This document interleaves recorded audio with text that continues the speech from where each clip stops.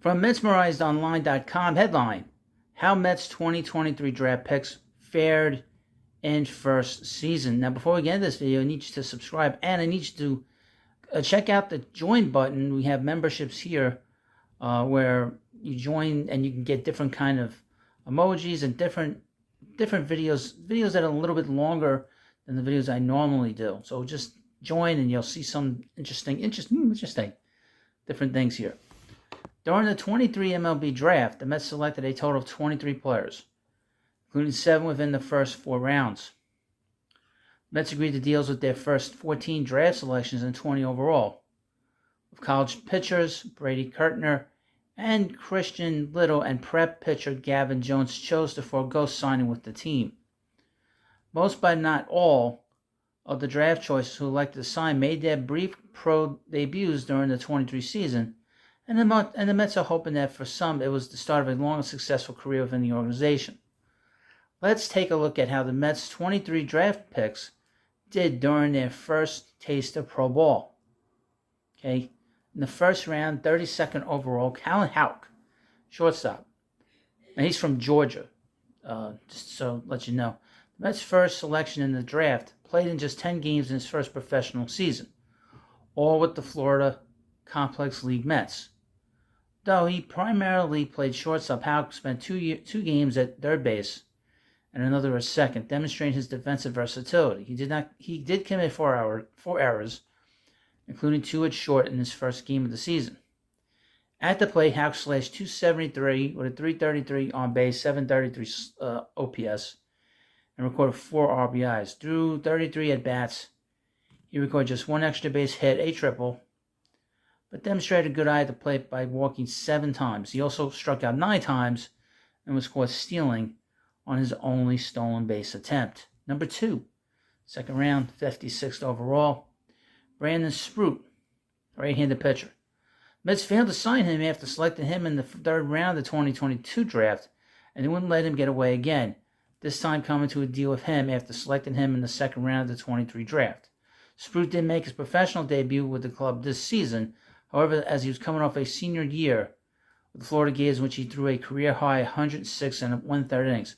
The word is that the reason the Mets didn't sign him last year is because you only get 30 days to sign a deal. They just sort of ran out of time. 3rd round pick for the Mets, number 91, right-handed pitcher and DH, the two-way player, Nolan McLean. The two-way player out of Oklahoma State demonstrated his ability both with the bat and on the mound between the Florida FCL Mets and the low-A St. Lucie Mets. In very limited time, McLean struggled at the plate through 24 plate appearances. Some positives to take away at the plate are that he clubbed a home run in the 6 games that he played and also recorded at least 1 walk in each of those games. McLean saw more success on the mound, although in another very limited sample size. He took the mound twice, both times for the FCL Mets, and allowed just 1 earned run in 3 1/3 innings. He also allowed just 1 hit, struck out 2, and walked 2 in those appearances. His pitching side might be way ahead of his offensive side. He's kind of been looked upon as a closer. That's kind of how I've heard and read here and read between the lines with him. In the 3rd round, the 101st overall, Cade Morris. The Mets' second pick of the 3rd round also saw very limited time on the field between both the FCL Mets and the low-A St. Lucie Mets. With the Florida Complex League team, Morris made just 1 appearance, allowing a run in 1 inning pitched. His next appearance came nearly a month later with the St. Lucie Mets, where he went further into the game. He threw 2 1/3 innings, pitched, and allowed a run on 1 hit and 2 walks while striking out 3. In the 4th round, 123rd overall, Wyatt Hoophole. Let's agree to terms with their first pick in the 4th round with a slightly undersized deal. Like Sproat, however, Hoophole didn't make his pro debut this season as he was coming off a season with UNC Charlotte, in which he threw 105 1/3 innings. Another 4th round pick, 134th overall. I would mention 123rd. That is the pick that the Mets got for compensation for Jacob deGrom. And their second 4th round pick, 134th overall, is the compensation they got for Chris Bassett, I believe. Oh, it was the other way around. No, I'm sorry. 134th is Jacob deGrom. Excuse me. And the next fourth round pick is from Chris Bassett. The Mets signed this prep middle infielder, A.J. Ewing, to an overslot deal, and he actually didn't play any shortstop with them. Ewing spent most of his time at second base, but also saw some action in left field and center field.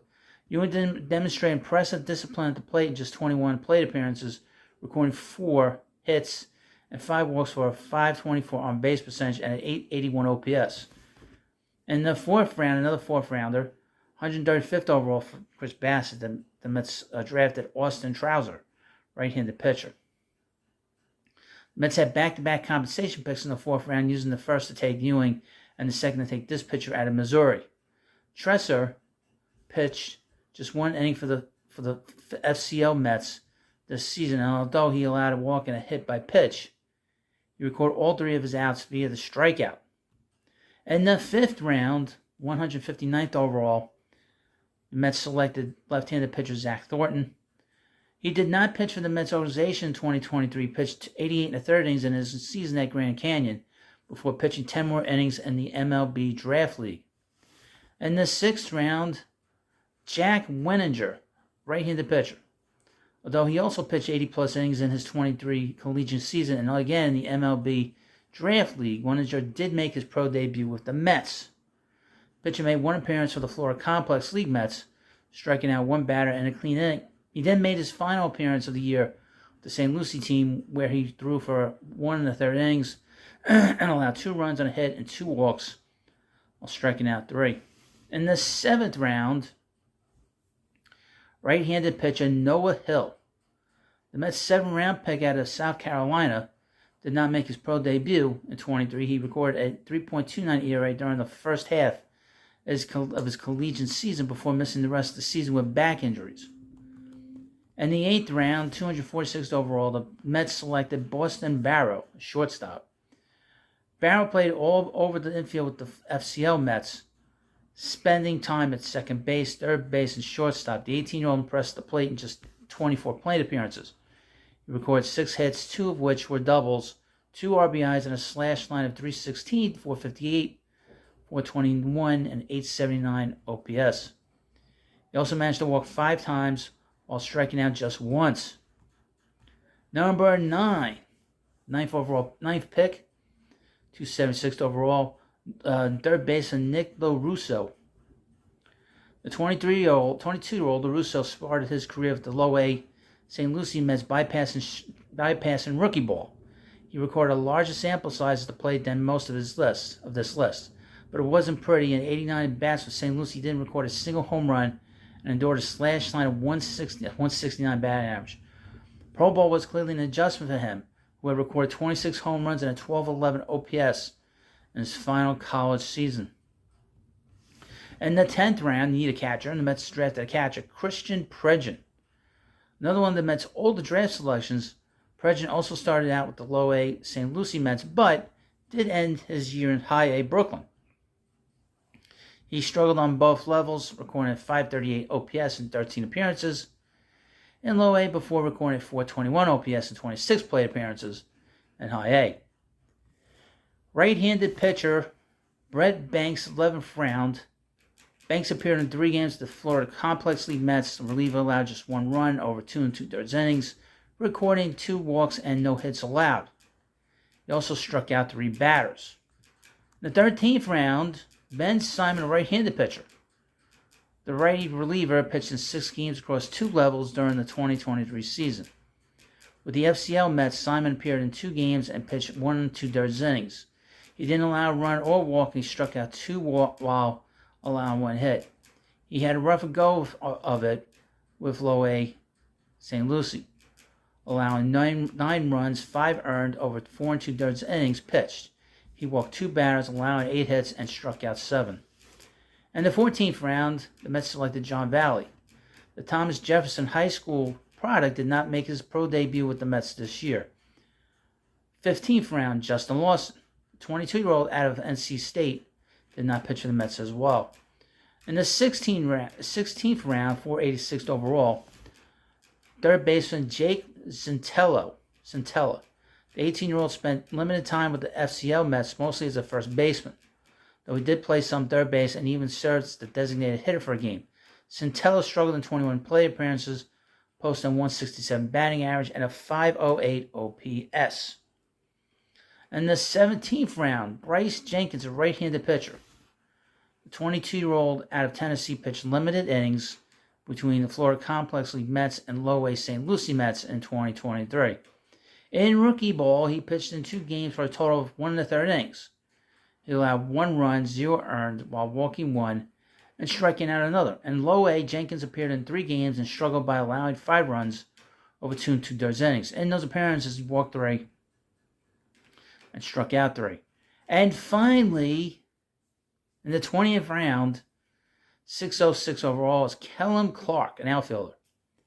The Mets' final selection of the 23 draft impressed at the plate across rookie ball and low-A.